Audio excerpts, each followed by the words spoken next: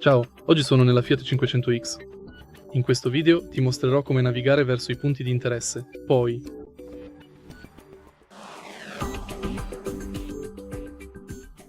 all'inizio diamo un'occhiata al display e ora andiamo sulla navigazione. Vai su naviga verso, poi, e ora seleziona tra poi vicino a te, in città, vicino a casa. Ora seleziona tra le categorie. Ad esempio selezioniamo aeroporto.